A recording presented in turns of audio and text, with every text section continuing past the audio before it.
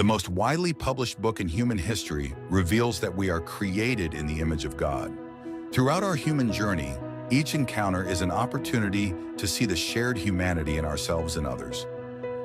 Regardless of one's views on religion, each experience and each story weaves us together towards a common path. A path of transformation, a process of growth and understanding, a recognition that, at our core, we share a common destiny. What does the search for truth really mean in our lives? How can we find a sense of unity in a world so diverse and divided? As we reflect on these questions, we start to uncover a fundamental connection that binds us all beyond our differences. Welcome to Created in the Image of God, Building Vibrant Communities, with our host, Wade Franson.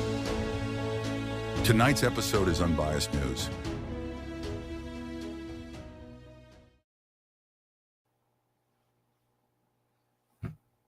Good evening, everyone, and welcome to Created in the Image of God. I'm your host, Wade Franson.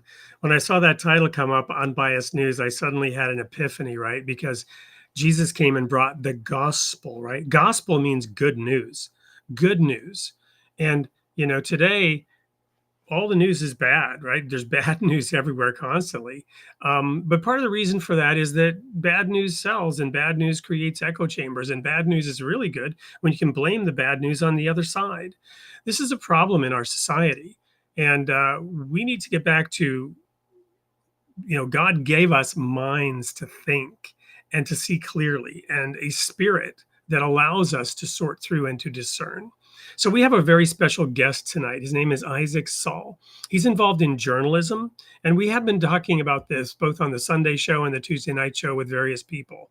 We had David French on here from the New York Times talking about how to cultivate media literacy. Well, Isaac Saul has done something about it. He's the founder of Tangle, and Tangle takes a unique approach to bringing news to us in a way that we're kind of forced to look at both sides of the issue. So let's welcome Isaac Saul into the studio. Hey, Wade, how you doing? I'm doing great. I've really been enjoying chatting with you backstage leading up to the show and getting reacquainted. We hadn't talked in a month or so, and there's some news that's happened, which we'll get into here in a little while. But first, as we always do, we want to get to know the real you, the unbiased you, the you that was being formed and shaped without even your own conscious thought. As a little child, what were the circumstances of your birth? What was the world that you were born into, the environment that allowed you to grow and become who you are now today as an adult? Wow. I like you start with a small question, huh? I was born in Trenton, New Jersey in the early 1990s. So I got dropped into a family that was kind of transitioning out of like a lower middle class life to a decidedly middle class life. The first 5 or 6 years I was alive, we were kind of in a poor neighborhood in Trenton, and definitely like a working class, lower income.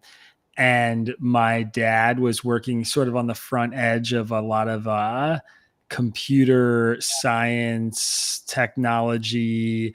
He owned his own computer sales company for a little bit. He was selling computer processing equipment before like the big dogs, Microsoft, Apple, everybody came in and ate them. And we kind of, got out of that lower middle class income bracket. And I eventually moved across the river into Bucks County, Pennsylvania, which for those who follow politics closely probably know is a bellwether county in a bellwether state. It is a socioeconomically very diverse place. Not very racially diverse, but a lot of class diversity, and a really middle class kind of like, Philadelphia suburb. And so I grew up in an area where people broke bread together who didn't share the same political beliefs, which feels foreign and non-existent in today's America. But, where I lived and where I went to elementary and middle school and high school, CNN would descend on our town during elections. to try and interview people at the diner and get a sense of whether the Republican or Democrat was going to win, because it was such a politically divided place that wherever Bucks County went, Pennsylvania often went. And so, I sort of got to see what that was like and witness what that was like and have very vivid memories of what that was like. And when I went to college at the University of Pittsburgh, which is in Western Pennsylvania, I was similarly in a kind of working class, politically diverse area, a state school, not, in my view, not ideologically captured like some other universities are or have been criticized for being. And again, had opportunities to interact with and work alongside people from really different political backgrounds. And I worked for the school newspaper, and I got into journalism, and I ended up kind of entering the media space as like a young, hungry reporter. And when I got there, I realized that there were things that were really fundamentally broken about it. Primarily that the industry was dominated by people of a particular political background, A, and B, that the news was being produced in a way to attract specific segments of the voting population. So, my first job ever was at the Huffington Post, which, as you probably know, has a strong reputation for being a left wing news outlet. And I'm fond of telling people, I didn't take the job there because I was a liberal hack. I took it because I applied to 40 jobs and I got one of them, and it was at the Huffington Post. And we were writing for a specific audience, for liberals. And they didn't care that conservatives weren't reading our work. They weren't speaking to them. I cared, and I felt like that was a really broken and backward, business model. It didn't make sense to me.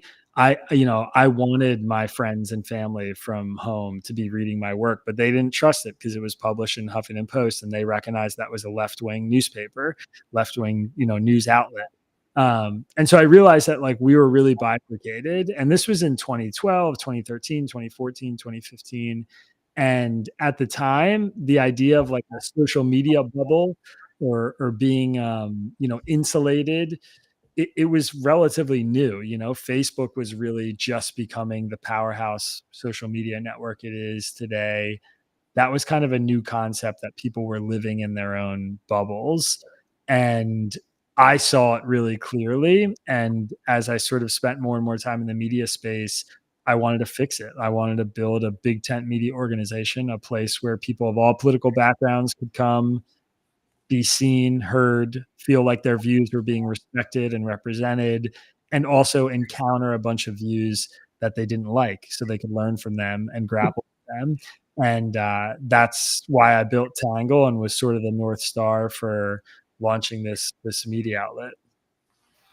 Well, that's an awesome summary synopsis of where you started and how you got to where you're at. I want to go back a little bit and touch on a couple of those things.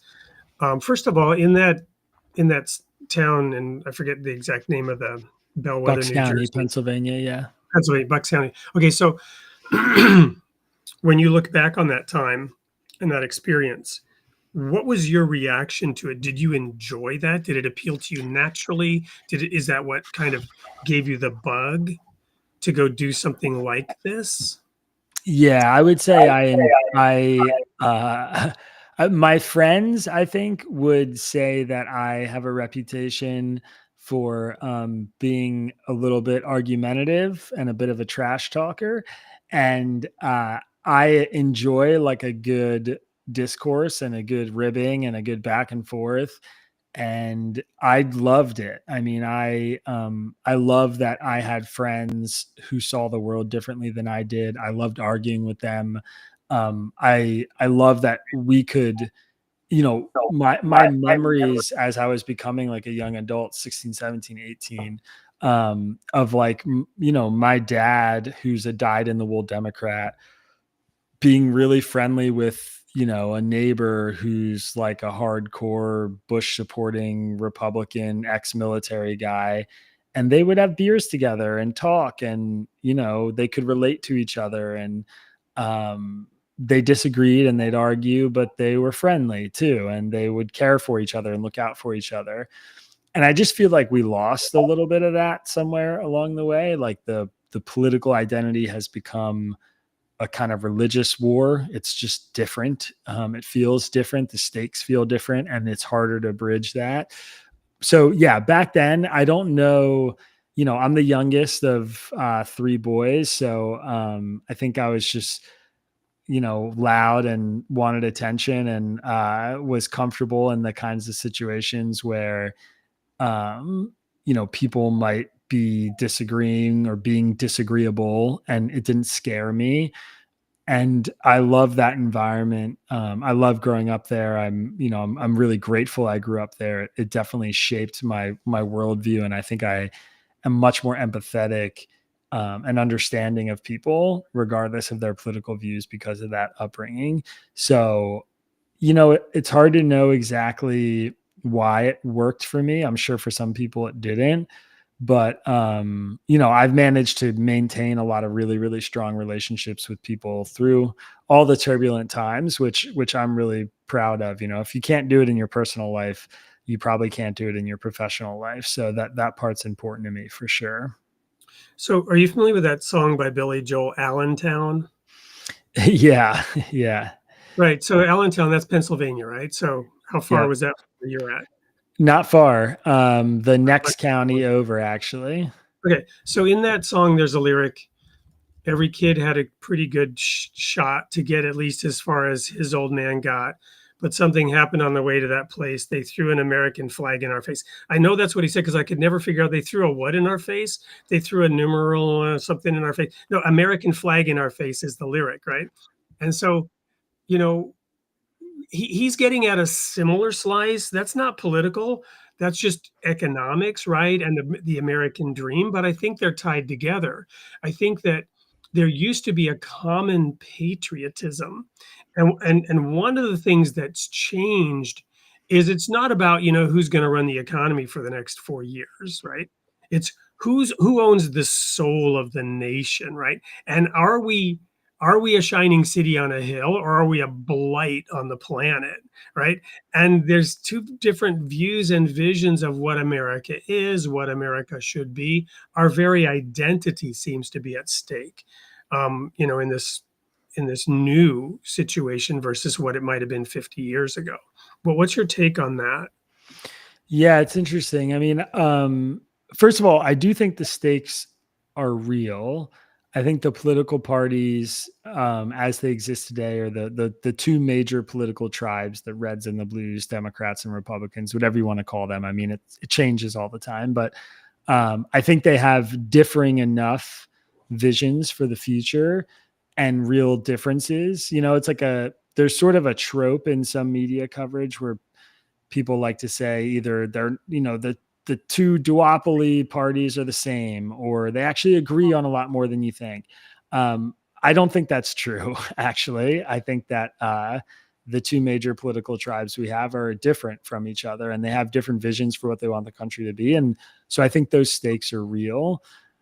I think what has changed, in my view, actually, and I'd almost be interested in your perspective on this too, given the context of your show and what you do. But, I think 30, 40, 50 years ago, people had community in their church or their synagogue or their mosque. People had community with their block, the neighborhood that they grew up in, maybe their union or their community center. We don't really have that to the same degree that we used to. And I think today a lot of people find their community in their politics. And the idea that, you're no longer practicing a set of beliefs, but you're now practicing a personal identity, one that's akin to, a religious view. That's a really powerful drug. I think it blinds people, frankly, to, the, hypocrisies of their own team. It forces people to conform often when they shouldn't conform. Like if you're taking principled stances and the people you support are violating those principles, you shouldn't conform to what they've done. You should object and hold to your principles. But I think people often conform. I think those kinds of things have sort of snowballed and pushed us further and further into our corners in a lot of respects. And so it makes the differences that the two major political parties have feel so existential and feel so dangerous to both sides. Something that I've realized, especially recently, in the last few months in particular, because of some of the political violence that we've seen, is that everybody's just really scared. There's so much fear out there, which, again, it's not new, but I think the kind of level that we're at right now feels new to me. Like the left is really, really scared that Trump is some sort of authoritarian fascist leader who's going to try and take over the government and won't leave office in 2028. Like they really fear this.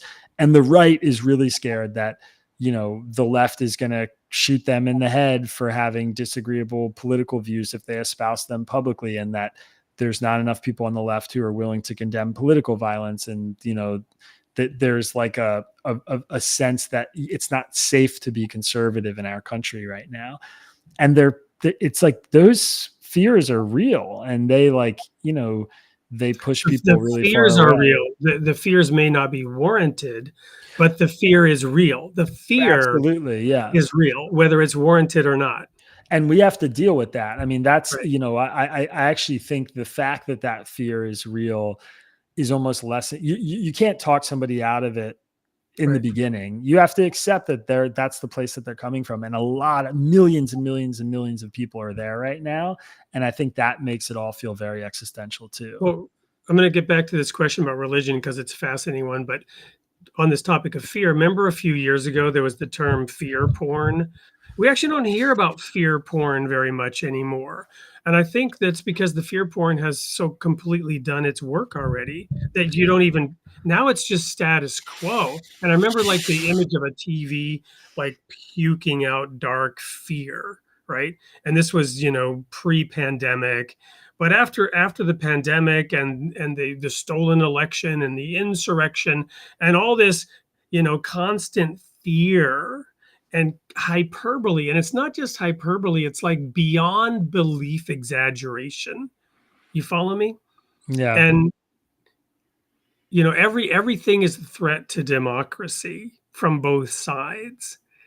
And people are now living, to your point, I know somebody who's an immigrant who has a green card, and she's literally terrified to go outside because she thinks she's going to be snatched somehow. And to me, it's just the most ridiculous thing. But that fear is very real, as you said.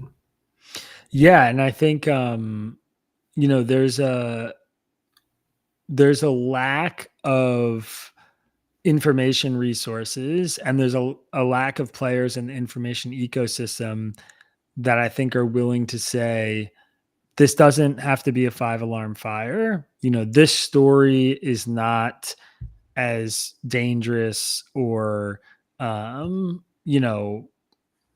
threatening to you personally as it might seem, because most of the media and many of the news organizations that dominate, and also frankly a lot of the independent media, the influencers, the personalities, they thrive on the fear. I mean, they need it in order to get clicks and page views and advertising dollars and subscribers. And so there isn't a lot of incentive to turn the volume down. They have to turn it up. They have to find the next thing to keep people's eyeballs there and to keep people interested, especially because of what you're saying, that like, I think an astute observation that even just 5 years ago, we were so aware of the kind of fear porn. We were so aware of the way like certain stories were being pushed on us in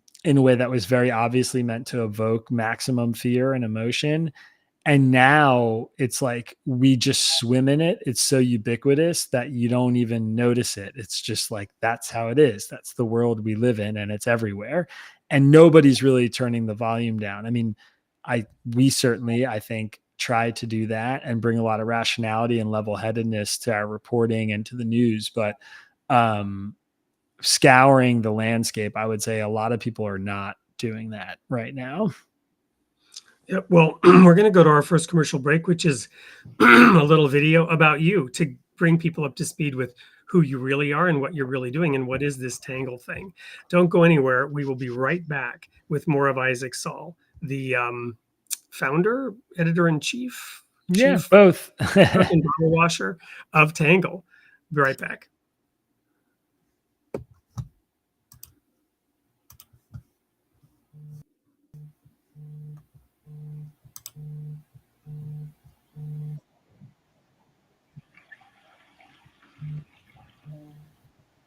This video and stick around for what's the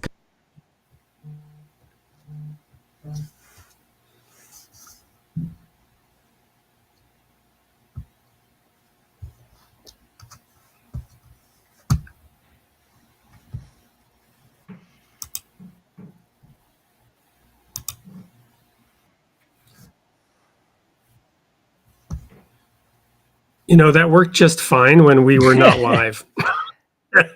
That's how it goes. Normally we have the video. Normally have the video in the studio. So do your own little 1-minute pitch on Tangle. What is Tangle? Yeah, sure. So we have a really simple North Star, which is viewpoint diversity. Every day we cover one big debate in the political world. So, what's the big topic everybody's talking about? For instance, today we covered the conversion therapy case that went before the Supreme Court. And then we share arguments from the right and arguments from the left.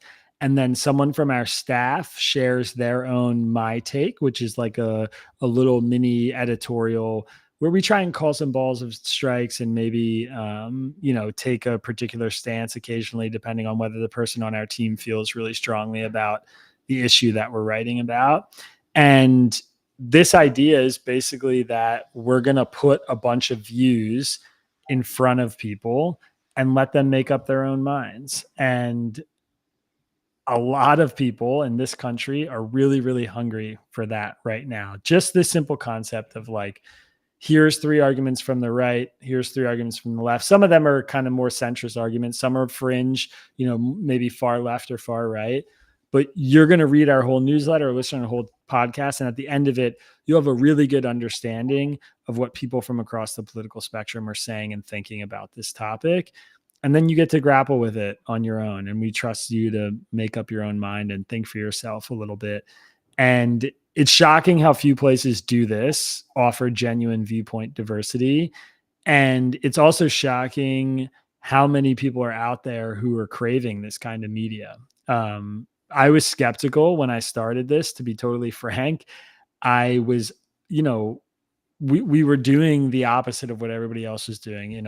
Everybody's running towards the partisan media, picking a team, fight for your team, put those messages forward. It's a really good way to grow your audience and to get traction and subscribers and advertising dollars. And I had this idea that, the proposition for people is you're going to have to read views that you like and views that you don't like. And how many people are going to tolerate that? And I really didn't know if there was a big enough audience out there to make it work, but it turns out there really is, which has restored my faith, honestly, in a lot of ways about the country. And we have a really big audience now, 450,000 people on our mailing list, a podcast that gets 500,000 downloads a month and a YouTube channel. And we're building this community that I think is really powerful and is making people better thinkers and better American citizens and smarter. And I'm really proud of it. And I hope we can keep it alive for a few more years at least. Well, I think we just talked in the studio. You started about the same time Barry Weiss left the New York Times. Or no, she was with the where was she with again? The New She was York with the Times, New right? York Times. Yeah. Yeah.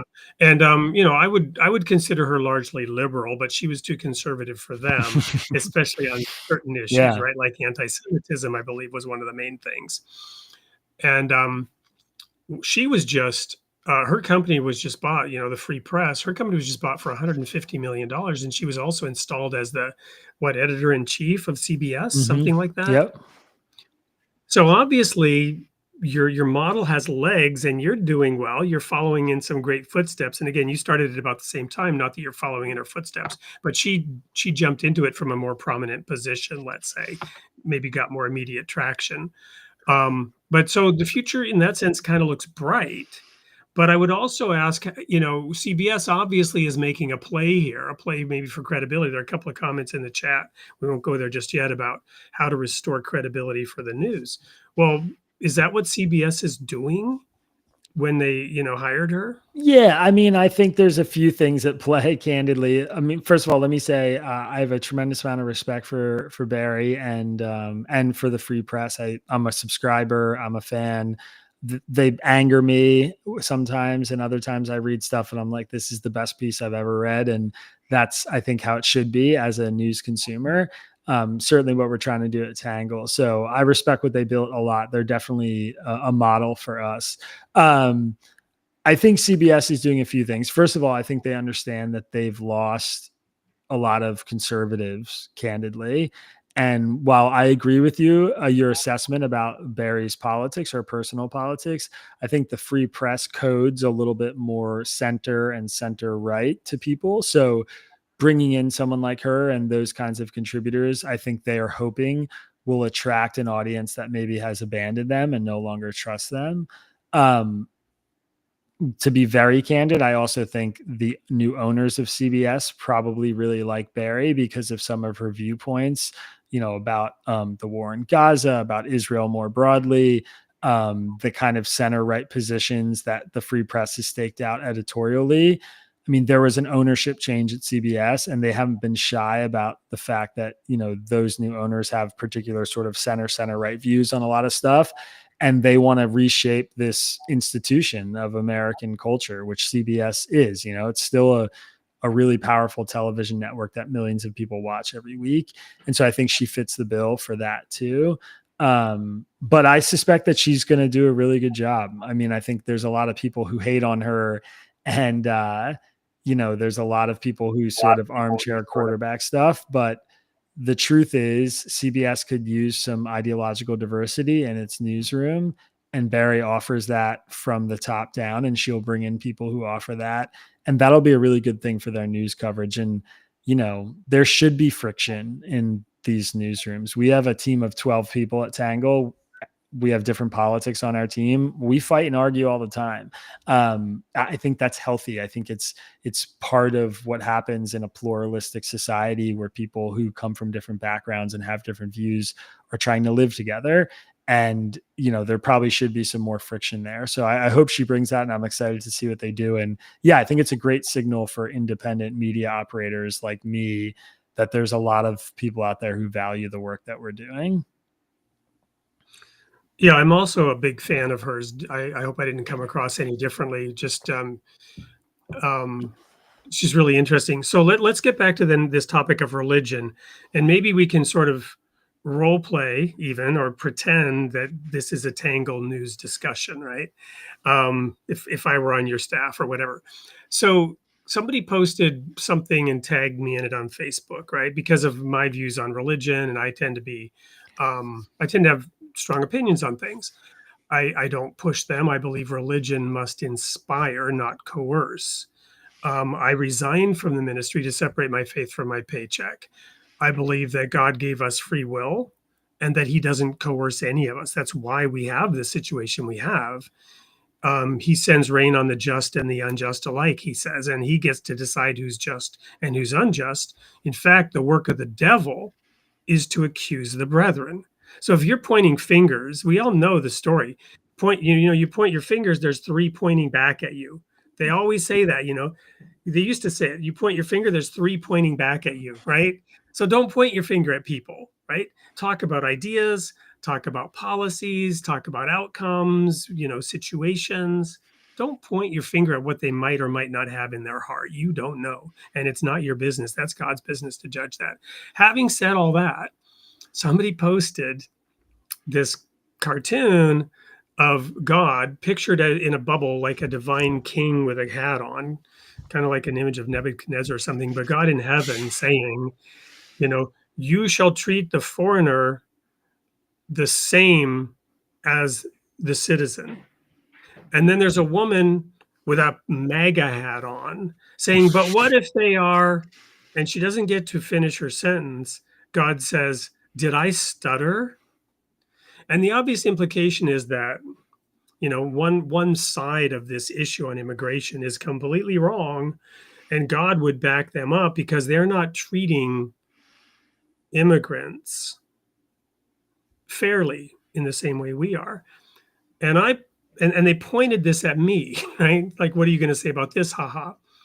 And I just went to the scripture, and the actual quote, and maybe there is a quote that has that exact wording, but the actual quote is, there shall be one law for the foreigner and the citizen. And it's in the context of taking the Passover. I mean, you're Jewish background, so you know what the Passover is, right? And what the Passover symbolizes for Christians is, the lamb being slaughtered, Jesus. So this is an important thing. And in Israel, in order to take the Passover, you had to be circumcised. So what it's actually saying is, if you want to be a citizen of Israel, you have to submit not to some registration process, right? Not to some legal proceeding at the border. No, you have to submit to something incredibly personal and incredibly painful, circumcision, in order to be counted as a citizen and therefore be subject to the law. So I just posted that quote and I said, isn't it funny how this kind of works better the other way? Yeah. Right? So if this were a Tangle editorial on immigration, right? Quoting really the same source and interpreting it differently. Yeah, I mean, well, I would say a couple of things. First of all, if this were a Tangle editorial or a Tangle newsletter, we would allow people to look at that exchange and judge for themselves fundamentally. So I think, like, again, the important thing for us is that the cartoon doesn't get to stand on its own and your comment doesn't get to stand on its own, but they get to speak to each other and you get to look at them and evaluate whether you think, whose argument is better, whose argument is more compelling or stronger to you. I have, very deep and complicated thoughts about how to fix our immigration system and a lot of the problems that exist. I've actually owned property on the border in West Texas. I have family who grew up on the Mexican side of the border. It's a really, really complicated, difficult issue, and I've spent a lot of time there reporting on it. And here's what I would say. I actually think having order on the border and enforcing the law is a really humane thing to do. My perspective, broadly speaking, is that we are a country of great wealth and a lot of people want to live here and we have a ton to offer. And we should take in refugees. We should take in asylum seekers. We should, be a kind of beacon of hope and a place that the downtrodden can find security in, especially the people who are fleeing oppression in horrible places under horrible regimes across the world.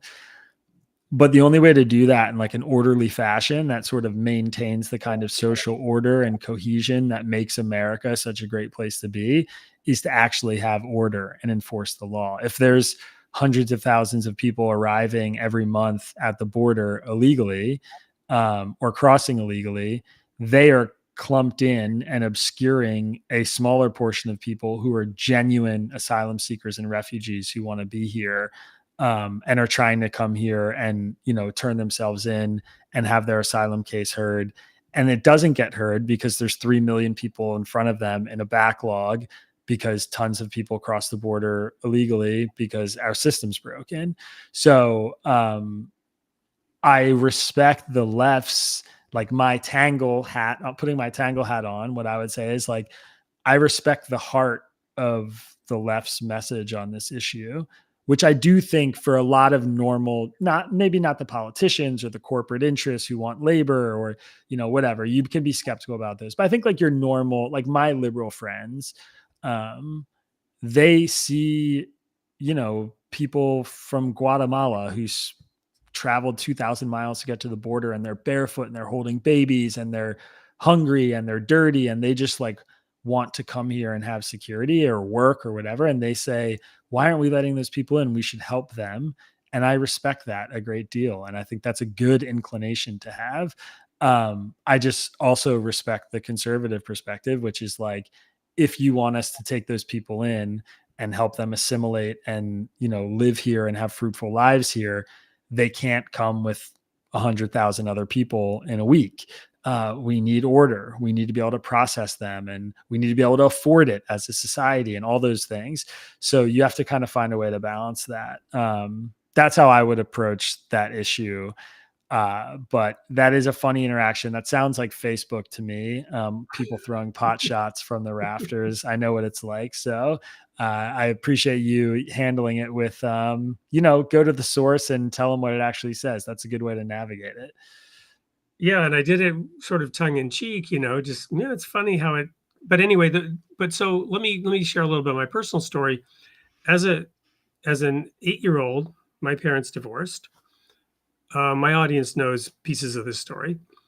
My father came and my mother was given full custody because that's what happened always, right? Almost always.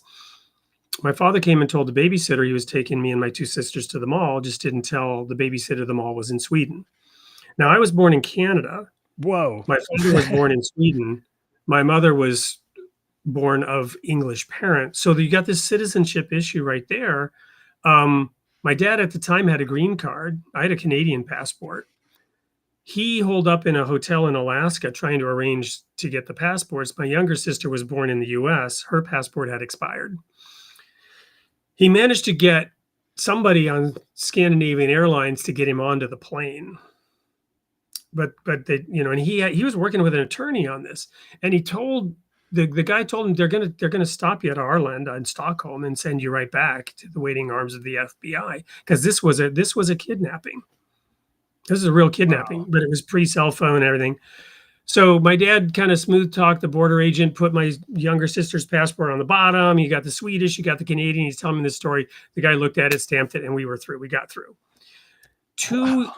He separated us with 3 sets of aunts and uncles and went back to Alaska to earn the money to pay for the international court battle. So I was separated from both parents and my sisters for 2 years. Oh my God. Because of essentially, similar circumstances to what's happening on the border every day. Somebody's got a kid, divorce, whatever. Some of this stuff is exactly like that. I can speak from the inside. After 2 years, they ordered my dad to come live with us, and he set up a household with a nanny and the kids. And the reason he hadn't remarried is because of religious beliefs. He felt he was still bound to his first wife, who had divorced him. So he wasn't free to remarry, right? It gets to the Supreme Court in Sweden after 2.5 years. And now my mother shows up with a guy she met in a bar in a sham marriage, because the reason he did it in the first place was she was an alcoholic. And she convinced the court to give her custody. So she gets us on a plane back to Canada, but she's so drunk coming down the tarmac into the waiting media to tell the story of Mother Bear winning back her bear cubs that she couldn't get down to the tarmac, and she was belligerent. They shoved her in a car, but that didn't stop the newspapers from telling the story about this happy reunion. You follow me? Which was anything but. Wow. So this is all true and real. What I'm telling you is that from the inside, yeah, we need, and I'm sure they've changed some law somewhere because of us, because it went to the Supreme Court of Sweden before it was settled. So yeah, it's messy and it's ugly. My point in telling this story is don't assume, because I would sign up for, law and order on the border, don't assume that I don't have a heart Hmm. for the people involved.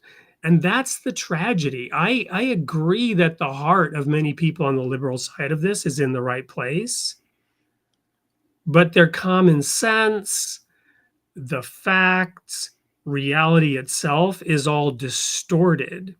And the worst thing is that they call anyone with a different opinion a racist, or something of the equivalent. Now, not to say that accusations aren't slung from the other side as well, but it's that labeling and that shaming and blaming and that assumption of evil intent or some kind of sinister, vile moral stance that is just typically absent in the other Yeah. side. And it's similar, you said the tragedy of it is kind of that like they're maybe the left's hard on an issue like that's in the right place. Um, the other tragedy to me is that the way of handling people that they disagree with, like the name calling or accusations of racism or whatever, it's like the perfect way to ensure that they shut down and never come to your side or change their views in any way. I think as a political observer, something I've noticed, especially in the last 10 years, is that conservatives are just way better at recruiting, at like bringing people to their worldview. And I think a lot of conservatives who hold like conservative beliefs would say, In recent years, right? But the pendulum yeah, has swung on that. that's what I say. Yeah. In the last 10 Yeah. years, I mean, I Yeah. really like it's a new phenomenon, but I think like part of it is that conservatives were in the cultural minority for a long time. And so they had to defend their views more often. And they, like iron sharpens iron, they became really good at like talking about why they believe the things they believe, where a lot of liberals just sort of believe the things they believe because everybody believes them and they never really had their views tested. And that became really apparent in the last 10 years. But also, I just think there's a kind of purity politics on the left. I tell a story where in the span of like a week during I think it was the 2020, the lead up to the 2020 election, I was, I used Twitter and I was, or X now. And I had tweeted something about, how Donald Trump was like a master of the media and he was so good at getting attention. And then I criticized the sort of policy prescription that he had, that he was drawing a bunch of attention to. I can't even remember what the issue was. And the replies to my tweet were just all these people saying like, you understand, like Trump's a genius. Welcome, come, like MAGA, put your hat on. You're one of us, like even though I was criticizing something that he had said, it was like the fact that I acknowledged how good he was, how smart he was with the media and how well he worked over journalists and got attention. People were just like, his supporters were like, beautiful, come with us. And then like a week later, I was saying something about Elizabeth Warren, Senator Elizabeth Warren. And in my tweet, I literally said, I think Elizabeth Warren has the right idea about this like housing policy and more people on the right should be considering it. And the responses to the post were people on the left pissed off at me because I called her Elizabeth Warren without calling her Senator Elizabeth Warren. And I was complimenting whatever, and I was just thinking, God, you got like, this is, like you guys have just gotten so bad. Like you make me not want to be on your team, even though I'm just saying this like super lefty senator has a good idea about an important policy.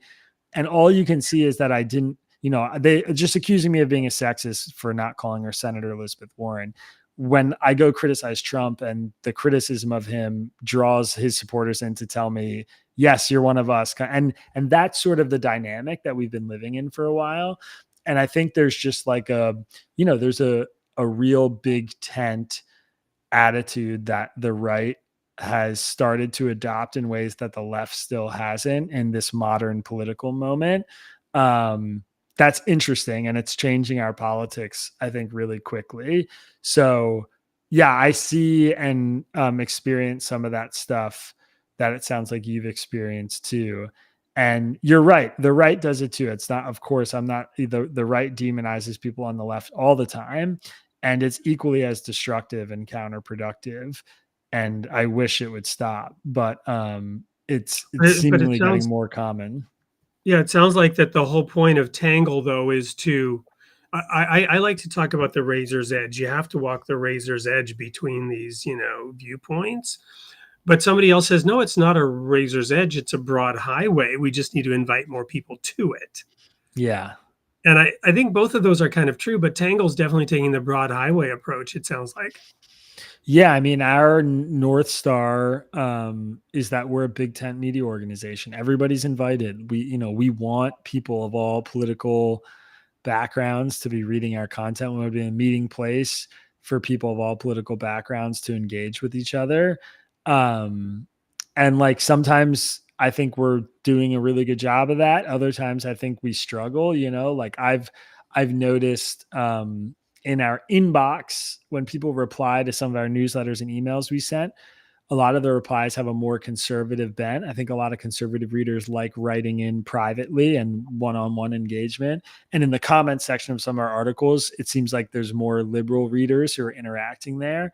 And so, I'm thinking about ways to try and bridge that gap to get those people interacting with each other more. Because I think I'm not trying to get everybody to hold hands and sing kumbaya and say like, we all agree and we love each other. It's not the point. It's that like we understand and respect where each other are coming from, and we figure out a way to live with that friction, and we can disagree, but do it in a way that, doesn't end in political violence like we've seen, or doesn't end in the sort of maximalist, sensational, scary, the world's burning, the country's going to civil war kind of rhetoric. I think we can do a lot better than we're doing right now.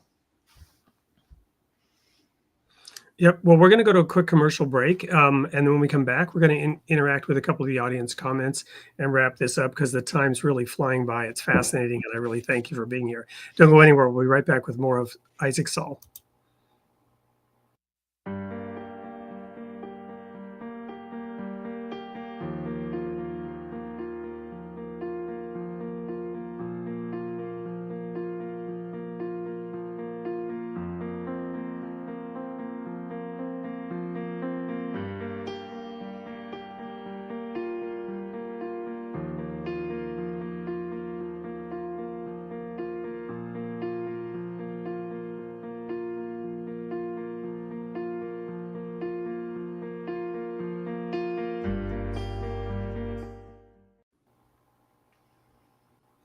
That's Ken Tingley. He was the editor of the New York Post-Star, which was a Pulitzer Prize-winning newspaper out in New York, and lamenting about how those small newspapers have gone the way of history. But now we have Tangle at least. So let's take a look at some of these comments. I don't know if there's any of them that jump out at you. I will just jump in on a couple of them here. This one, there's a lot of hurdles to restoring credibility to the media. Wondering what you think the best approach is. Yeah, great question. I mean, we do a few things at Tangle. First of all, I'll say this. I think the legacy media and the corporate media have a huge hill to climb. I mean, I think it'll take a generation. If CNN started today an effort to win back conservative right-wing readers, or Fox News started today an effort to win back liberal audiences, it would take a generation for that to work. So I think they're in trouble, which is fine because it's an opening for places like us in my view, my biased perspective. But I can tell you stuff that we do, just like a short list of things that we do that I think really helps. First of all, we answer reader audience questions every day in the newsletter and our podcast. We publish reader audience criticisms of our work almost every day. And oftentimes, maybe once every 4 or 5, 6 weeks, we publish entire editions that we send our whole mailing list that is just reader criticism, just people talking about why we messed up or what we're wrong about. And we make them part of the conversation because we recognize that like we're not the voice of God. We don't speak the only sole truth. We have, a lot of people who are really smart and follow our work and have really constructive criticism, and we share it. We correct, if we make a mistake, we issue a correction at the top, not at the bottom in a small footnote. We make it a big thing. We make it very clear when we screwed up. And we also count our corrections. Unlike certain news outlets that will remain nameless right now. Yeah, unlike many news outlets. Yeah. So we do things like that. We lean into transparency and being human and owning our mistakes and involving our readership and our audience. And I think that really helps people trust us. And it's not that hard actually to do. It takes a little bit of bravery, but it's not complicated. I think any news organization could do those kinds of things. Yeah, I think what's interesting, it is really hard to do on a personal level in the moment, right? Because I remember I had a guest on recently and talking about media literacy, and I brought up Solomon, right? There's a proverb from Solomon in the Bible where, whoever brings the story first is the one who's believed, right? Mm-hmm. In other words, advocating, you really have to get both sides. And he jumped on that and said, yeah, media literacy is, you should go and first, talk to somebody who believes the opposite, right? And hear them out. You may not agree with them, but hear them out. So you at least know why they're feeling that way. And then a couple of moments later, I kind of tried to do that with him. and he couldn't do it, right? He had to jump in and like cut me off. And I said, wait a minute, didn't you just say? Right? Yeah. So it's hard to do in the moment, but I think, if you set it as your editorial policy, maybe it's easier to catch yourself a little bit. And you also are inviting the public, you're making it your public stance. Yeah. I mean, we in every edition that we publish, we're sharing a wide range of views. And so the actual practice, the format sort of ensures that happens in our process. And if we publish a standalone piece, which we will do sometimes, we'll publish, a piece that's advancing an argument. Oftentimes the next week we'll publish a response to that piece, or, even in the same day, sometimes we'll publish like here's one side of this argument. That we're doing that this week, actually on Friday. We have one interview coming out with somebody who believes that Russia is fully responsible for the war in Ukraine, and we're sharing that interview. And then 30 minutes later, we're going to share an interview with somebody who thinks that NATO and Ukraine and the United States bear a lot of the blame for the war and provoked Russia. And we're just going to put those opinions out there and let people make their minds up, which I think is a good way to do it. Well, I want to make a quick comment about that. And then I'm going to go to this little chain of comments about fear. But I was actually living in Germany for 10 years. I studied Russian. I did work behind the Iron Curtain. I was literally coming into from Finland on my way to St. Petersburg when the tanks were coming from Moscow to St. Petersburg during the Gorbachev abduction. It was just an amazing moment. Wow. So I also had a visa to go into Ukraine right before I left. It never happened because I was brought back to the US. People used to think I worked for the CIA, by the way. But anyway, the point is, I remember very clearly that when the Soviet Union collapsed, because I was studying Russian, working. What I did was in Poland in 1985. I'm an old guy, and I'm older than I look. But in 1985, I actually brought a group of 180 people into worship in Poland behind the Iron Curtain, with the tacit permission from the government, Pol Orbis, the tourist agency, because they wanted the Western valuta. It was illegal. Religion was suppressed. And we literally had people like coming from East Germany to worship with us in Czechoslovakia. People from Czechoslovakia had to get a visa to go to Poland because the natives in Czechoslovakia couldn't worship with us. But the East Germans could come in and worship with us, and the Czechs could worship with us in Poland. So this is why I was studying Russian and doing this stuff.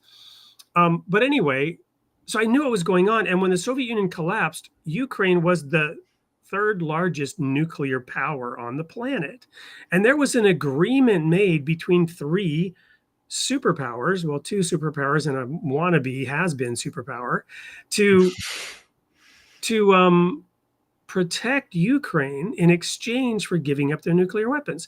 The three signatories were Russia, America, and Great Britain, that gave Ukraine a commitment: give up your nukes and we will protect your sovereignty. People don't remember this. People don't know this. It's a big deal. And that was not honored long before this war. Under previous president, in Crimea, this was not Obama. Honored. Yeah. I mean, yeah. I'm not going to say the name. I'm very, very carefully not politically partisan, but the facts of the matter are, yeah, that's who didn't honor it, right? That's who also invited Russia in to the Middle East, right? During the JCPOA, right? Russia was invited in to solve the weapons of mass destruction problem in Syria. And they brought in their anti-aircraft batteries, which had one purpose only, and that's to make any Air Force in the area stand down, because the JCPOA in the fine print had towards the back had provisions that should anyone attack Iran's nuclear capabilities over the course of this agreement that would allow them to get nuclear weapons, then America would have to come in on the side of Iran to protect them from any such attack while they were in the JCPOA. Again, people don't know any of this reality. This is the geopolitical reality in the history.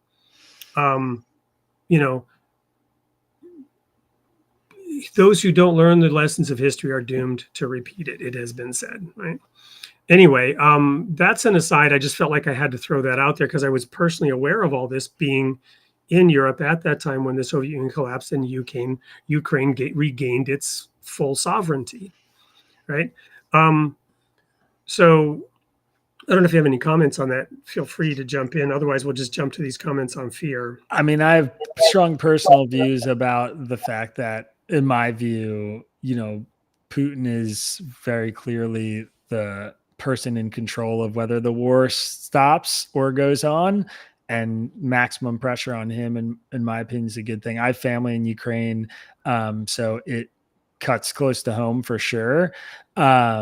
And, there's a country of 40 million people who want to live freely and elect their own leaders, and they were invaded. And I think that's a problem.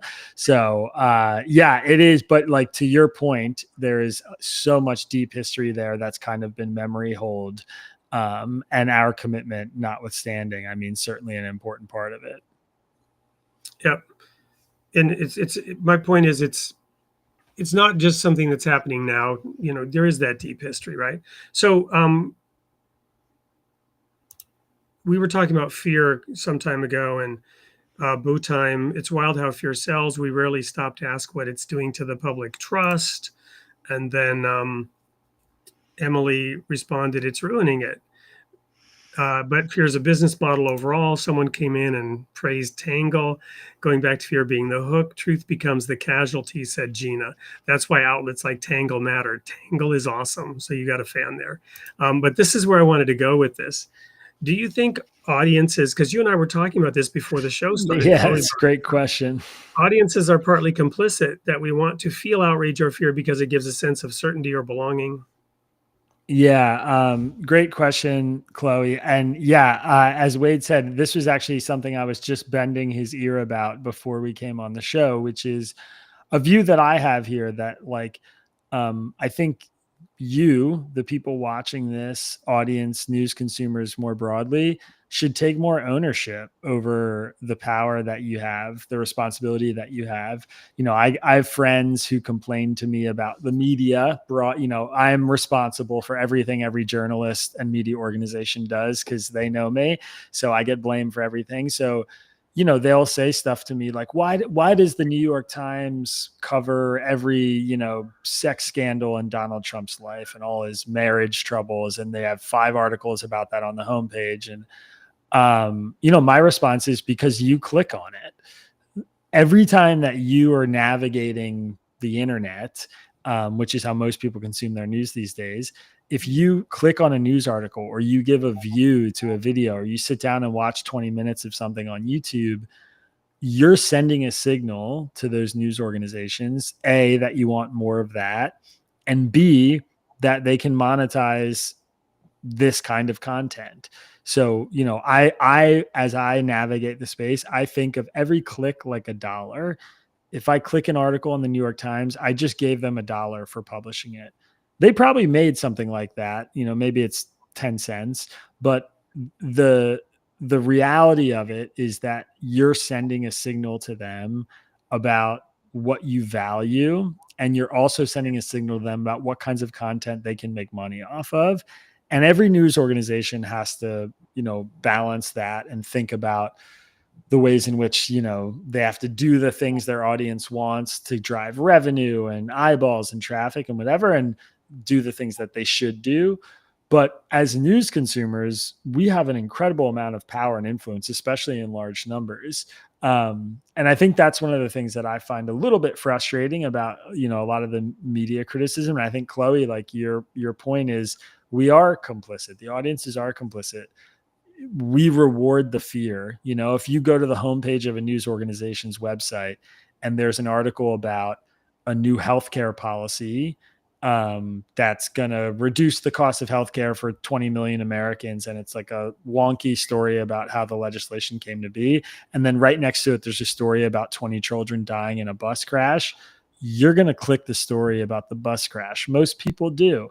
But when you do that, you're rewarding the kind of, if it bleeds, it leads mentality, or the fear or the outrage. And so I think people should be really cognizant of that and think deeply about how they operate as news consumers, because you can send strong signals out there, which helps. So follow-on question to that as we wrap this up and crash land this plane. Yeah.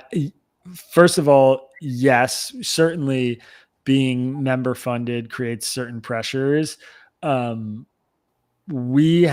I have tried to inoculate ourselves to these pressures in a couple ways. One is just being really aware of what the phenomenon is, most commonly called audience capture. It's the idea that, like, you publish something your audience likes, so you keep publishing the thing your audience likes. You feed them what they want, and now you've been captured by the audience. And then when you diverge from that, they get upset, and then you're forced back into that. We, as a news organization, have a really intentional decision-making process about what stories we're going to cover and why. And generally speaking, what we do is we go toward the debates. So we're sort of like out at sea, and the tide kind of takes us in the direction that the dialogue's happening. So in a lot of ways, we don't get to choose the way traditional news organizations might get to choose, because we just have to wade into the really difficult, messy stuff, and we do it over and over and over again. And that's one of the big reasons why we lose a lot of readers. We're growing, which is awesome because our pitch is so good and I think so many people want us. But to be totally honest, like, a lot of people unsubscribe because they get pissed off about a story we cover, or they're upset that we didn't take the angle that they wanted us to take, which, it's frustrating. It's like the whole point is that we're not doing that. But it's the reality of doing the work. And at this point, we're big enough and we have a good enough business model that I don't feel a lot of pressure to do what the audience wants to do. And trust me, I make them very angry a lot, and I make them really happy a lot too. But that's part of the experience of, I think, consuming the news that we produce, is like, you're going to have to confront stuff that you don't like. And it's good for your brain. I think we need to do that more often. Wonderful. Well, we've filled up the time already. Isaac, anything you want to leave the audience with before I jump into the sneak peek on who's going to be? Look, I would say in your personal lives, if you want to be a part of the solution, saw one of your audience members ask that.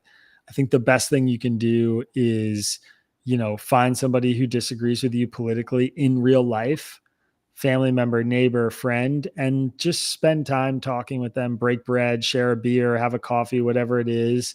The in-person dialogue with an open mind where you ask questions and you actually try and listen to what they say, doing that at scale as individuals, I think would do a great deal of good. And yeah, if you are interested or like anything you've heard, please go to readtangle.com and check out our website, sign up for our newsletter and give it a shot, because you'll probably like it. Wonderful. It's been just a pleasure having you here. I've learned a lot, really been engaging. I hope we can find a reason to have you back on here soon. We'll all be following you to see if you're, going to be the next editor-in-chief of some major news station as your organization gets bought out. But in the meantime, keep up the great work you're doing to take that razor's edge, widen it out a little bit, help more people, move out of the left ditch, out of the right ditch, whether it's an inch or 100 yards or 10 miles towards the center of the road, so that they can at least hear and have a dialogue with people coming at it from the other direction. Thanks, Wade. I appreciate you having me on. It's been a pleasure. Everyone else, stay tuned. We're going to air the sneak peek for next week's show. And meanwhile, remember, you are created in the image of God, and God loves his creation. We'll see you next week.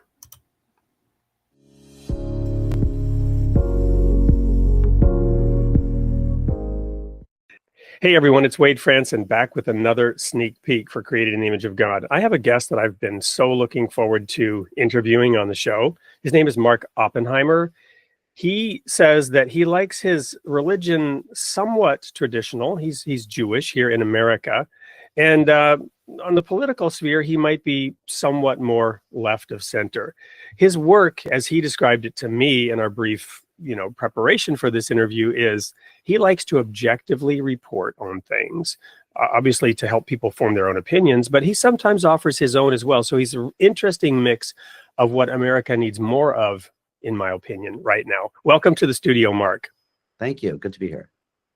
Well, we always like to let our guests know a little bit about who it is that we're interviewing. So how would you describe your upbringing and background?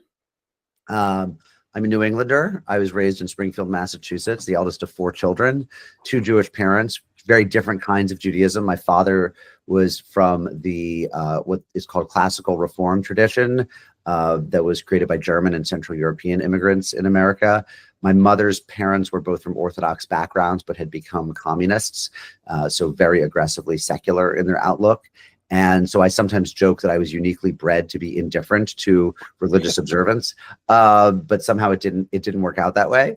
And then I went to college and ended up doing a PhD in religious studies, but never with the idea of being a scholar. Always much more interested in going into reporting and bringing religion and religious news to a broader public rather than staying in academia. So, and fortunately, it all worked out.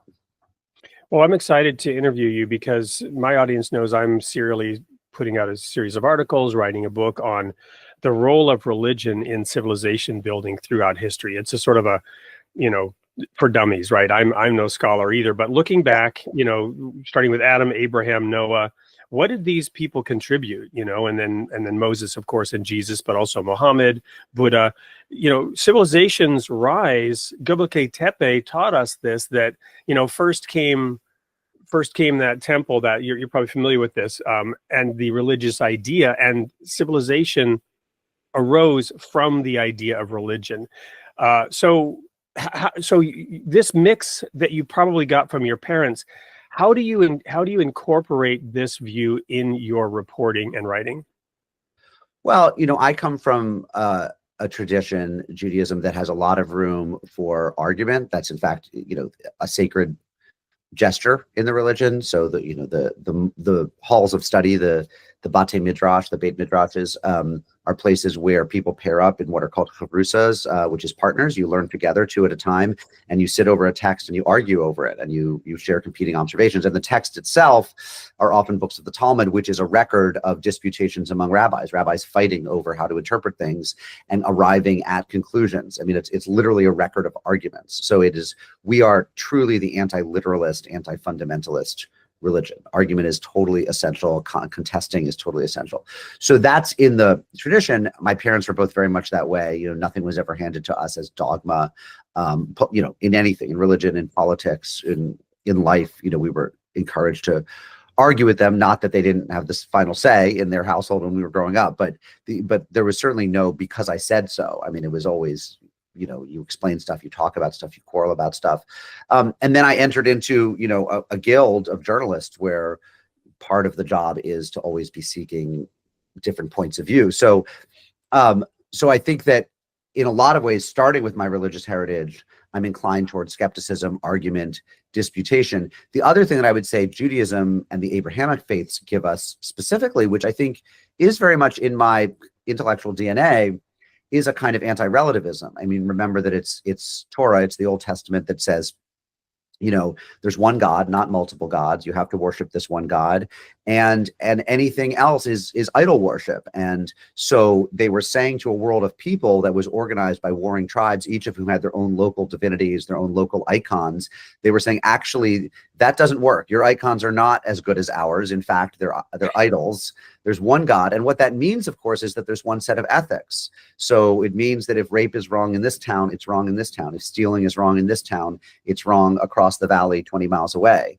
That's really, really important. I mean, that's how you end up with meaningful systems of justice. That's how you end up with a Rawlsian idea like justice as fairness, is that you say there's whether you want to say one God or one morality or one set of rules, the idea that it not only can apply to everyone, but has to apply to everyone is really essential to, you know, to civilization. So the idea of a true north, right? But people coming at it from the north, south, east, west will have different perspectives and views. There's maybe a thesis and an antithesis, and it's up to each person to form their own synthesis in light of understanding that there is a true north. Is that right, fair? And more, yeah, absolutely. And more than that, I mean, Judaism teaches that we do not teach that everyone should be Jewish. In fact, there was a specific covenant with a specific group, with a family, with one family, and it's a permeable family. It's a family that you can marry into and be adopted into. It's not just bloodlines, but it nevertheless, it is a family, a kinship network, and they are supposed to have Jewish practices, but Gentiles are not supposed to have Jewish practices. They're supposed to have the practices of whatever their communities are. But even there, you have the Noahide covenant, right? And right. The righteous among the nations. So there was a full standard for all people, and then the Jews had specific requirements that were not applied to everybody else. Yeah, and by the count of Maimonides, the medieval, you know, Iberian sage, there are 613 mitzvot or commandments that apply to Jews. Many of which are not practicable without the temple. I mean, unless and until a temple gets rebuilt, there's several hundred of them that are irrelevant. But there are still, you know, a couple hundred that are relevant and apply to Jews, and some apply according to Orthodoxy to Jewish men, and others to all Jews, but to Jews. And then there are 7 Noahide laws that apply to everybody. You know, do not, you know, honor thy father and mother, and do not kill, and things like that. So. And is blood also that you shouldn't be eating blood? Is that one of the Noahide laws?